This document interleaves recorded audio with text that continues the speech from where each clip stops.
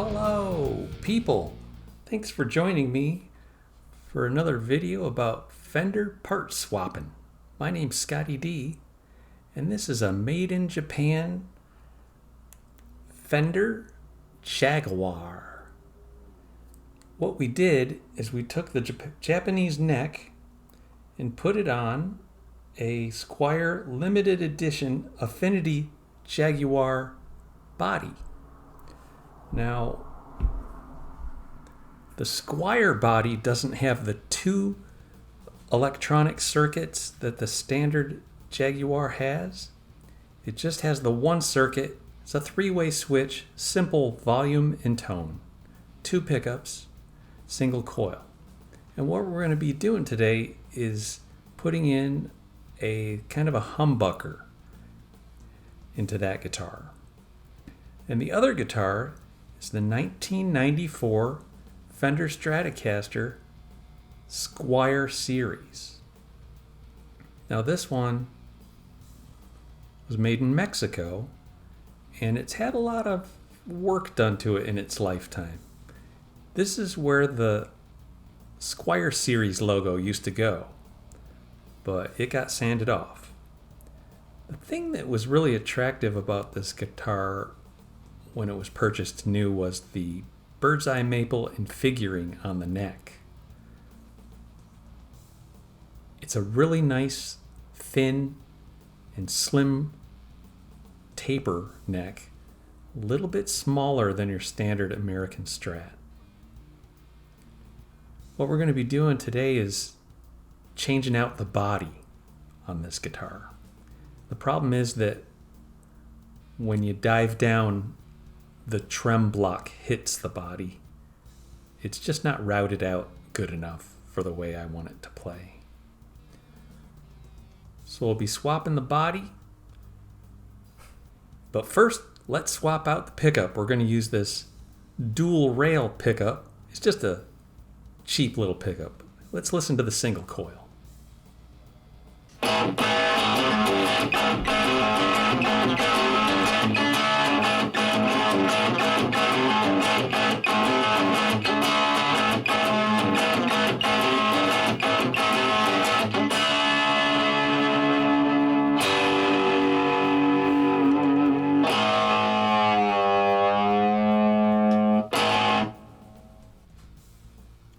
So this should be pretty straightforward. We're going to remove the pick guard. We'll figure out where the lead and ground wire goes from the pickup. We'll desolder it. We'll remove the pickup from the pick guard, attach the new pickup, and then solder in the lead wire and ground wire from the new pickup. So we've still got the plastic on the pickups and the pick guard. It's a brand new body. I think the neck is just a year or two old. So the lead wire from the pickup is attached to the switch, and the ground wire is attached to the back of the pot. Normal business for guitar electronics. Fender guitars, that is. So here's the new pickup. The new pickup has the capabilities of splitting the coils. You can go with it with both rails, or if you have a special switching, like a push-pull pot, you could attach the green and white wire to it, and that would create like a coil tap.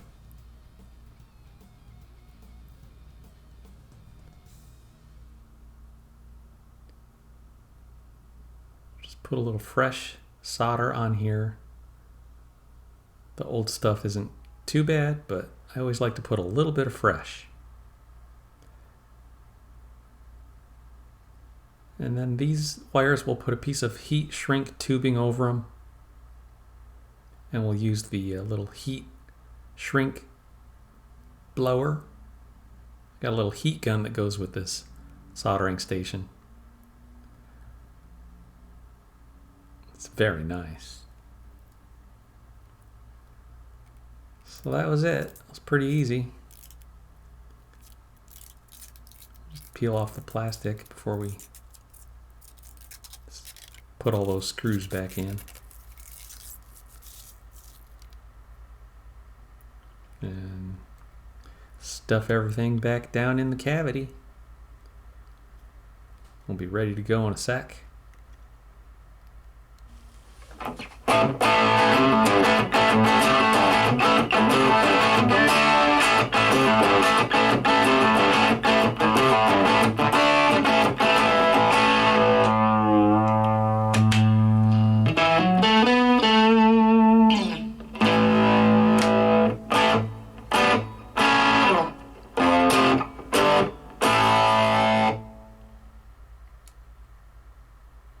I kind of like it. It's not overwhelmingly different, but it's a little more, has a little more body in the low mids.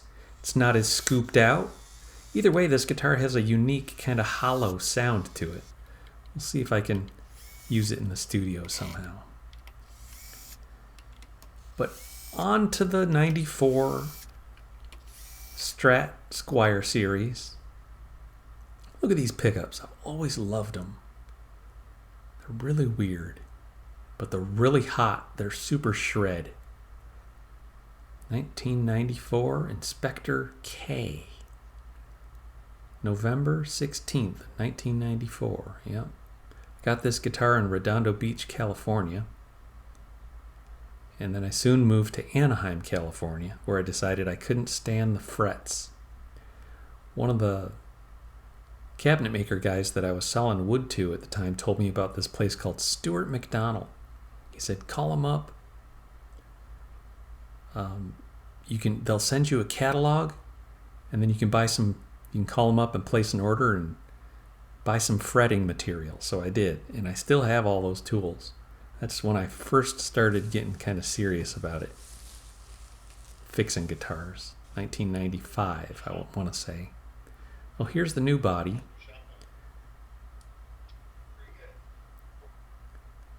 The old body is 3 pounds, 4 ounces. And I think it's made of mahogany or Spanish cedar. The new body is 3 pounds, 14 ounces, so we're gaining 10 ounces. But the new body is made of alder.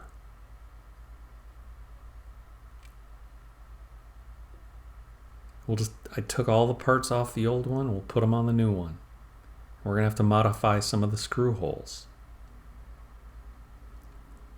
This is where I realized that the bridge won't work because it is 52 millimeters hole to hole, and the body is routed and drilled for 56 millimeters. Now I could go on Amazon and buy a brand new Music Lily bridge that's 56 millimeters, and I was planning on doing it. It's like $60. It comes with the trem block and everything. But I had to think about this for a minute. The neck holes were in the wrong place, so I plugged all those. I decided I'm going to plug 4 of these tremolo holes. I'll be able to get away with the center 2, leaving them alone. The reason I wanted to plug these and re-drill them is because I like the more narrow spacing. The screw holes, it's not just the screws that it affects, it's the holes through the trem block, it's the spacing of the strings from E to E. It's an entirely different string spacing. It's much wider, and it would cause the strings to fall off the edge of my fretboard, and I just don't want to go there. I don't want to change the feel of the guitar at all, so I just want to plug these holes. I like to take the little dowels and round the bottom end of them, jam them in there, mark it off, saw it off. I use this little teeny tiny saw. I use a Tight Bond original glue.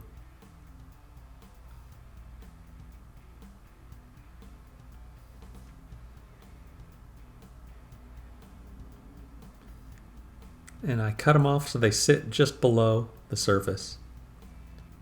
I countersink them down in there with this center punch and a small hammer.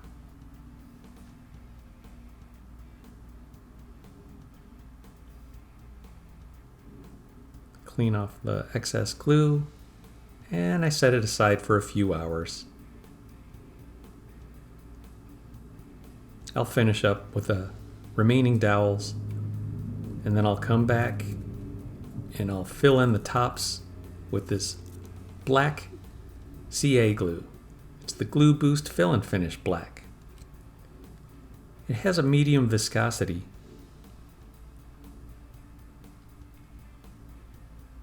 I'm going to try to apply it with a little piece of wax paper.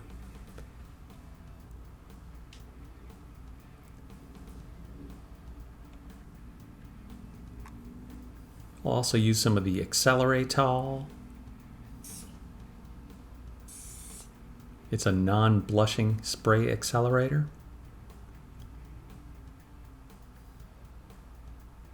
I'll use a little before I begin, and then I'll spray a little after I drop it down in there.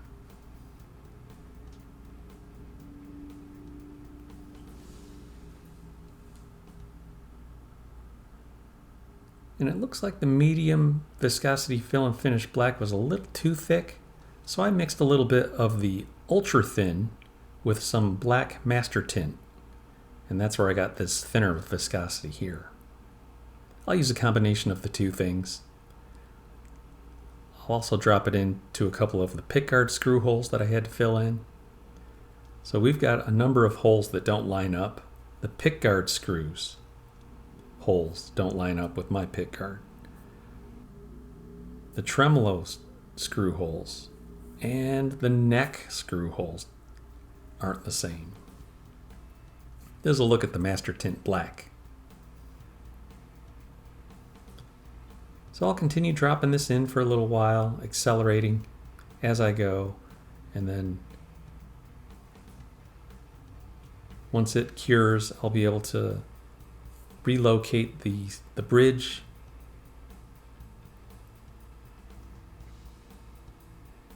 Now this is all going to be completely hidden. We're not going to see this when the guitar is put back together, but filling in these areas helps to locate the new screw holes, which are going to be in a different place. I'll relocate the bridge with the two center screws, and then I'll get started by punching in the location of the new screw holes. I'll use a little awl for that.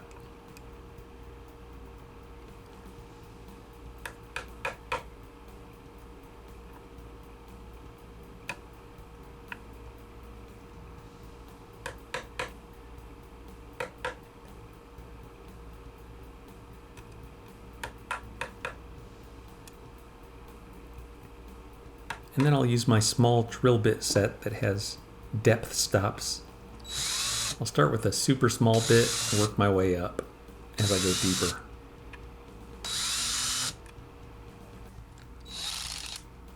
I removed the bridge.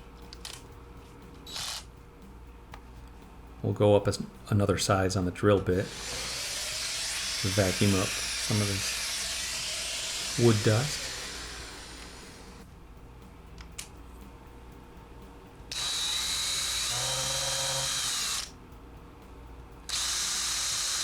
So I've refretted this guitar twice. Rebodied it once. This is the second body. This is the third body, actually, now. Repainted it. The first body got repainted several times. Alright, so this is the chamfering tool. Chamfer the tops of these holes.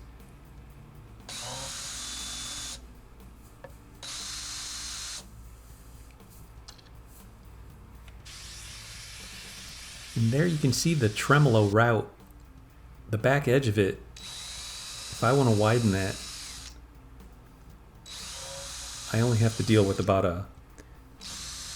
maybe a 3/16 little ledge of material there that I can file down. if that big Music Lily brass block hits it, I can file it back pretty quick. Another part that will be totally hidden by the bridge. All right, now that the holes are all in there, we're ready to reattach the bridge.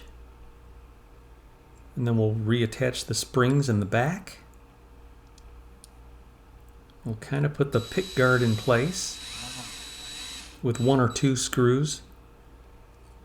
I still haven't drilled the screws for the pick guard, but I will after I make sure that where the neck is going to go. The brass block was half an eyelash from hitting the route, so I decided to go ahead and just file away some of the wood right now ahead of time, just to make sure we have a full eyelash of clearance. Better to do it now than to have to put everything together, have to take it all apart, saves a little time.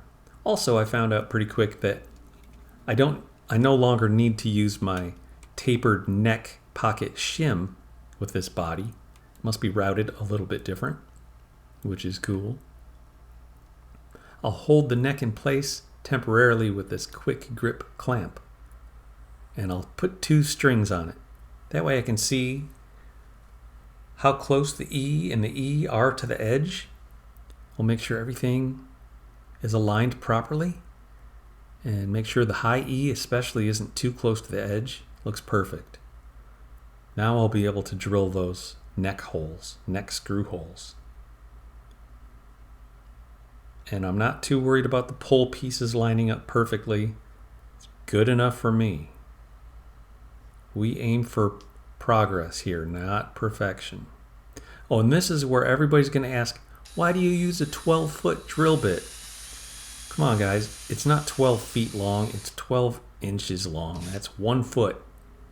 And it's called an aircraft drill bit. StewMax sells them just for this purpose. You don't want the chuck of the drill hitting the clamp.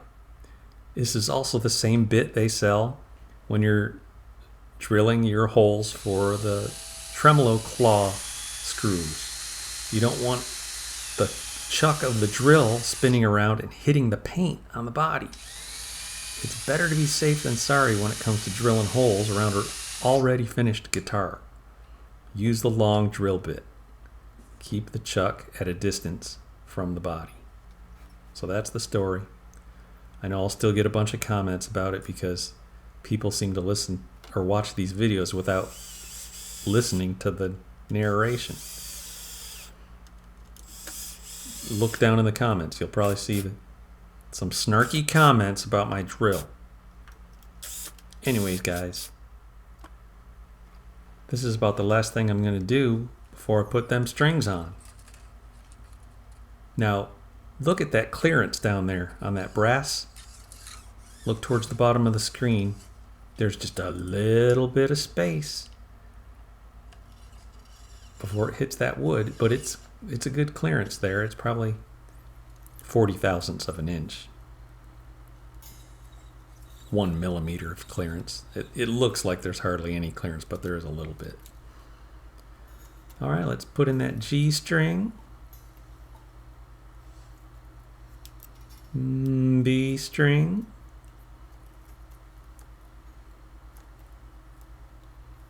And the E string. A little paint chipped, I know. I'm not worried about it. Nobody's worried about it.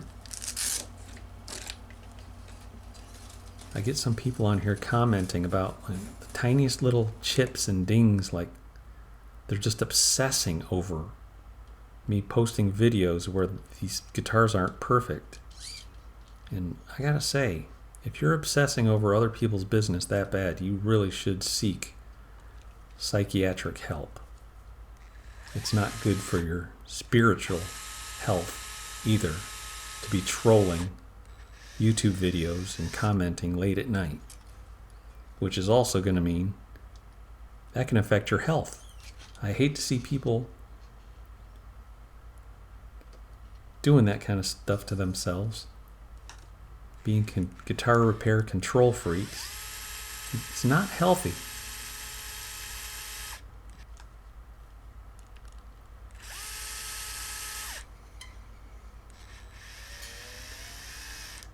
So these, what are these called? Graph Tech string trees. I had a guitar, it was a Line 6 Variax, I think it was called. It was one of those modeling guitars. I really loved that guitar, and it never went out of tune. So I decided that I would use those same Graph Tech string trees. Even though I sold that guitar, I decided it was a well-designed guitar. I think it was made by Yamaha, but it was Line 6 was the name on it. It was a Variax, sort of a Strat guitar that you could make it sound like it had P90s, humbuckers. You could make it sound like a banjo, sitar, 12-string guitar, acoustic guitar, electric guitar. It's a really cool guitar. Well, this one's reached the finish line, so let's plug it in and see how it sounds. See how that tremolo works, mostly. Okay. That's what I wanted. Wanted to be able to bend her. Oh man, that's nice.